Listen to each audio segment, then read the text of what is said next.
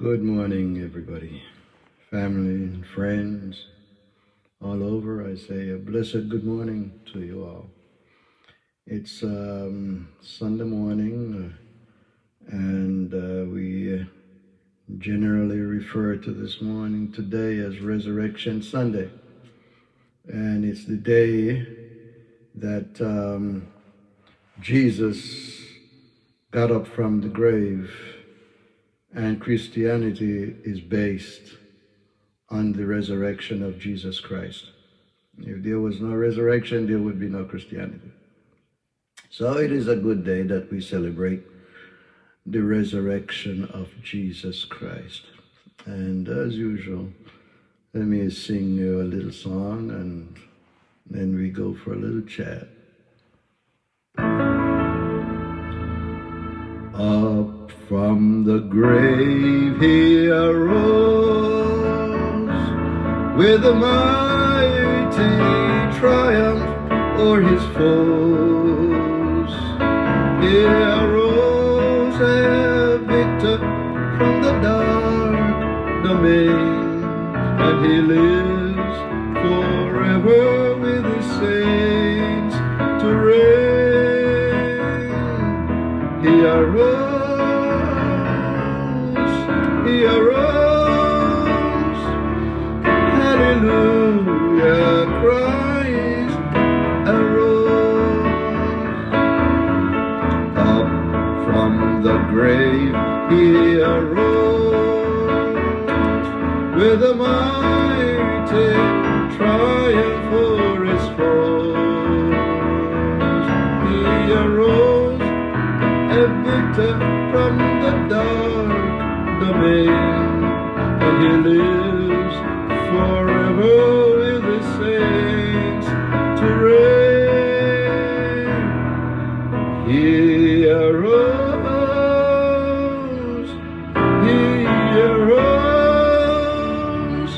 hallelujah,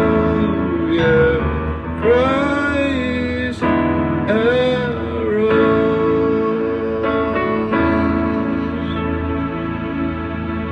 Up from the grave he arose.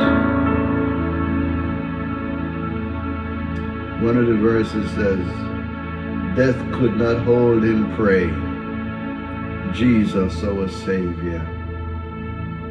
Up from the grave he arose. God bless you all. God bless you. The Lord bless and keep you all. And as the song says, up from the grave he arose, with a mighty triumph over his foes. He arose, and he still arise. He's still alive and well. It's a good thing to know that the God that you serve is alive, is not just something in your imaginations, because we humans have very vivid and live imaginations, and we can conjure up all kind of things, but some are real and some are not.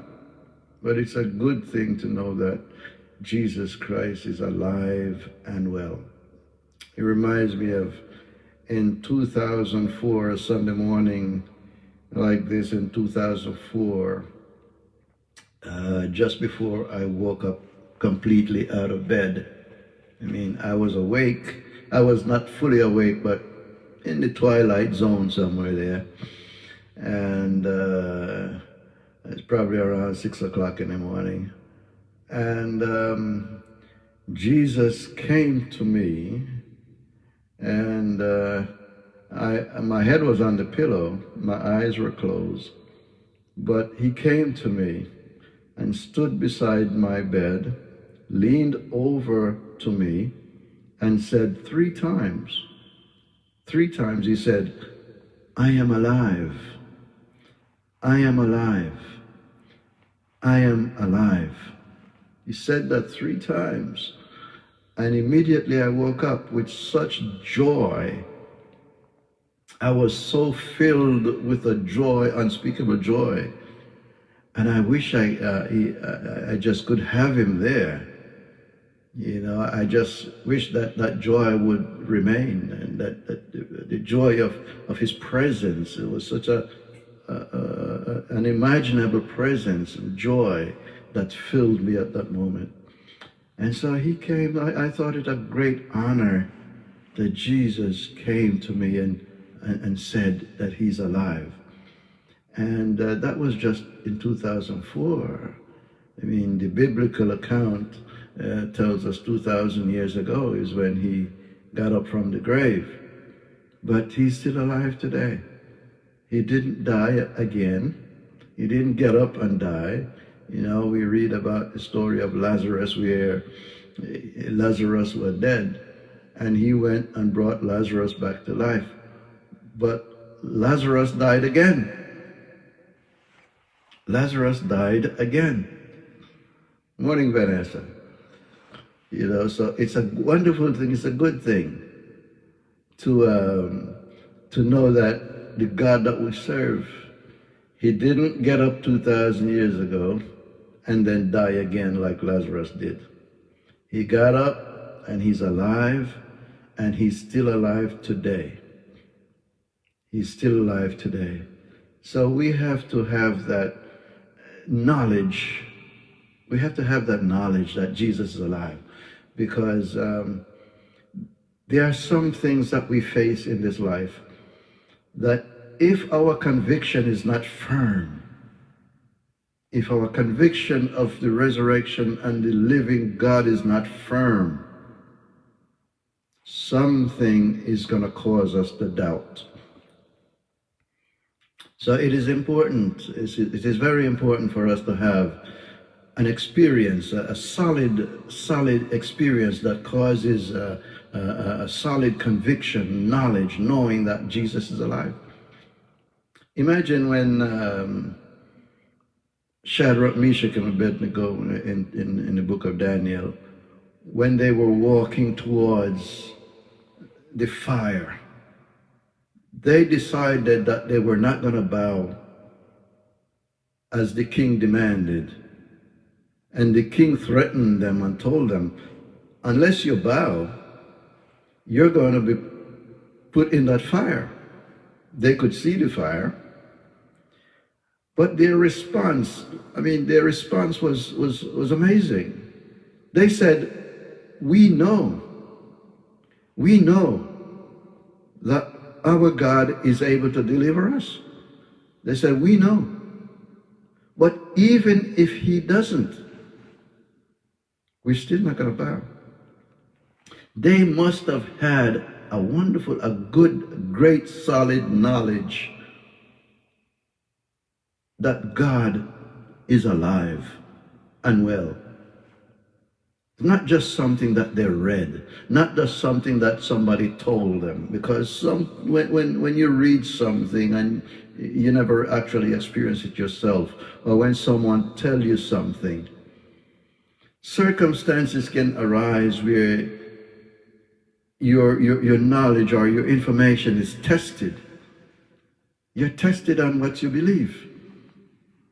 And in this life, guaranteed, not maybe, unless we have some solid foundation that we use, that we have to believe that Jesus is alive, some test or something, some pressure in life is going to face us that cause us to wonder, I wonder if he's alive, if he's really alive or not. Maybe he was alive at one time, but not now. Maybe all kind of things will cross our minds. But like Shadrach, Meshach, and Abednego, they said, we know that God is able to deliver us. They were convinced without a doubt that they were willing to put their lives on the line. They were willing to put their lives on the line. They said, we know that he's able to deliver us. But even if he don't, we're still not going to bow. They had a very strong conviction. And so they must have had some experience other than somebody just telling them that God is alive. And I think the same thing today. We need to have very, very strong conviction, knowledge based that Jesus is alive. And if we're simply going by what someone tells us or what we read, it may not be enough. It may not be enough, because we will, when under pressure, we will ask questions that the person who give us the information may not be there to answer. And so we need to have personal knowledge that Jesus is alive. And not just that he's alive, but he cares. He loves us and he cares for us. Like I said, he came to me in 2004 and told me that he's alive. That is something that I cannot forget. That is something that, even though I read it in the Bible, I've read it many, many times. You read the account in Matthew, Mark, Luke, and John that Jesus is alive. He got up from the grave, yes. Plenty of information all over that he's alive. But have you ever proved it? Have you ever had a personal experience with him? Have you ever had a personal experience with him to know, yes, I proved it myself, not just because I read it, or not because someone told me, but I had a personal experience, and can name your personal experiences that I know that under pressure, under test, I will not deny him, because I'm sure that he's alive. When we have that experience, when we have that knowledge, based on our experience, not simply based on what someone told us or what we read, it's a big difference to help us to stand up under temptation and pressure. Because in this life, we're tempted and tested and tried. We're under pressure to go against God, against his will. We're always under pressure to go against him, against his will. And unless we are fully persuaded in our hearts and our minds through our personal experience, something will cause us to doubt. And we'll serve God only when it's convenient. Because under pressure, we will doubt. We will ask questions that we won't have the answer to at the time. And we will doubt, unless God steps in and just helps us, which he does. He's a good God. He's a merciful God. So it's a good thing. It's a good thing to have a personal experience with God, to know. I was just thinking earlier of a mistake that I made back in my young days in driving in New York. When I was in my 20s, I used to be a reckless driver. I used to drive pretty fast and, race on the road. And I made a serious mistake that could have cost my life. And whenever I think about it, even till this day, it makes me shudder. I cut in front of a tractor trailer. I had a car, and I cut in front of a tractor trailer. And I cut too short. And my back bumper actually hit the trailer's front bumper on the Cross Bronx Expressway in the Bronx. I was heading towards Jerome Avenue, and I cut in front of the trailer too fast. And our bumpers actually touched. It was a very simple thing for the trailer to just spin me around and run over me, and that would be the end of me. And somehow, it's only by the mercy and the grace of God that it didn't happen. Until this day, when I think of it, it makes me shake, because that was like instant death. I've had so many instances where God has saved my life. And to see that I'm still here. Good morning, my cousin Cynthia. God bless you. It's a good thing that, we have this privilege that we can even hear. I mean, I have some friends in some other parts of the world where they're not free to do this publicly, but we are. We are. Good morning, Michael. We are free. In this part of the world, we are free. And sometimes, because it's free and easy, we don't take it as serious and valuable. But it's a great privilege that we have. And we can encourage each other to get to know that Jesus is real. And today is our resurrection day, as we call it, Resurrection Day. And it's a day where we remember that Jesus got up from the grave. He's alive. He's alive. He didn't get up 2,000 years ago and then die again. He got up and he's still alive right now. And his desire is that all of us come to know him personally, not just because of what I say or what you say or someone else said, but get to have a personal knowledge of him. Have a personal knowledge of him. Get to know him personally, because under pressure, you will bend. Unless you know him personally, you will bend under pressure. When some temptation takes you, you will bend. I mean, we all have the ability to resist some temptation, but there are others. We all have some weaknesses that under some certain pressure that we will be, pressured to bend, to bow, submit to the wrong things. But with God, when we have that knowledge of God, we can have that conviction to say, no, I am standing because I know he's real. I'm standing because I know he is real. I am not standing because someone told me that he's real. I am not standing because I read that he's real. I am standing because I know he's real. And when we pass that phase of test, we have another experience, because certainly when we stand and trust him, he will bring us out. Just like, can you imagine Daniel when he was going in towards the lion's den? I mean, I can only imagine. I wasn't there, but I can only imagine that as he was marching towards the lion's den,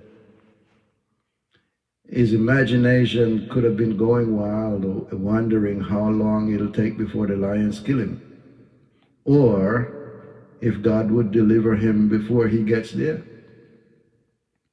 And all the way going to the den, I could only imagine that he probably was figuring, anytime now God is going to step in and deliver me. But God did not deliver him on the way to the den. God went into the den with him and delivered him from the lions in the den.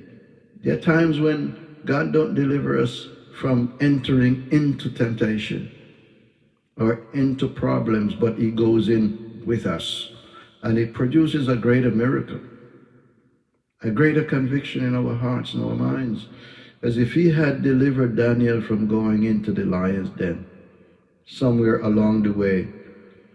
Then we wouldn't have had that story, and it would not have been so astounding. It would not have been such a great example for us. We could rationalize and say, well, maybe the people changed their minds, and decided, well, let's give him another chance or something. No, but he went into the lion's den and the lions couldn't hurt him. That is something that is a greater miracle for us. The same way with the 3 Hebrew boys, Shadrach, Meshach, and Abednego. God could have prevented them from going in the fire, but he didn't. He allowed them to go in the fire, and he went in with them. That is a greater miracle. There are times when God don't deliver us from going into temptation and trials, but He goes in there with us. And when He take us through and we come out victorious, then we have a greater testimony, a greater example in our minds a greater conviction that yes, this God works. He's good. But we have to learn to stand in Him and trust Him. Don't yield to temptation to do the wrong things. I mean, from one place to another, from one person to another, people have their own definition today of what is right and what is wrong. But God have His own definition, and if I go by my own personal definition, I'll make up some definition that is what I want, pleasing to me. But if my definition don't match with God's definition of sin, then when He judges me, then I will be condemned. And if you make up your own definition of what is right and what is wrong, then sooner or later all of us will have to face God. And we will not be judged by the definition that we make up or the standards that we set. We will be judged according to the standards that He set. So consider that. Consider that carefully. Live by God's standards so that when we are judged, we will come out as pure gold. He's able to keep us. He's able to keep us from falling. No matter what our trial and our test is, He's able to keep us. So I just want to encourage you all and said, don't focus too much on the temptation and the test and the trials of life. Focus on the God that is alive. Jesus is alive. Jesus is alive and well. He loves and He cares for us, and He desires for us to trust Him and to see His salvation. But we cannot see His salvation unless we learn to trust Him. Learn to trust Him. Take Him at His word. Take Him at His word. Don't take Him at my word. Don't take Him at your own word. Take Him at His word. You can't hold me. You don't have a right to hold me to something I didn't say. If I didn't make you a promise, you don't have a right to hold me to it. But once I make a promise, once it comes out of my mouth, once I say it, and you hear it, you have a right to hold me to it. The same thing with God. Once you find God's promise, there are many promises that He has in His word.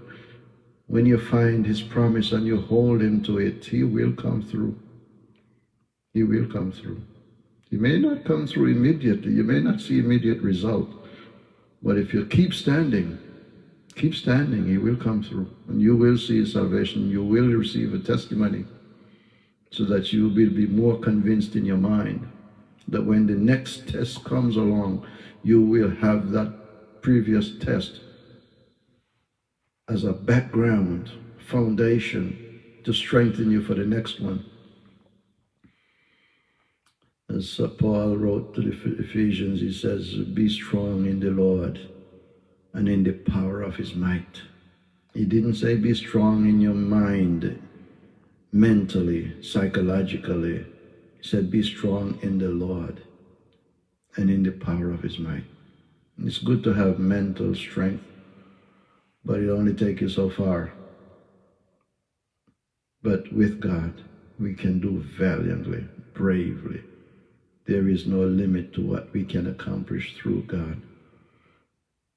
Happy Resurrection Sunday. Blessed day to you all. God bless you and keep you all. May His light of heaven shine upon you, be gracious unto you, and give you peace through this day. Bless you and your family and your friends, and let you be a light to shine for others, as in this world today, We need some light to shine. You can shine right where you are among the people you're with. Let them realize there's something different about you. And when they question and or examine you, they'll come to find out that it is God in you. God in you. God bless you all. Have a wonderful and a blessed day and a blessed week. And may the peace of God grant you and furnish you with all good things so that you'll be a light in this dark world. God bless you. Bye-bye for now.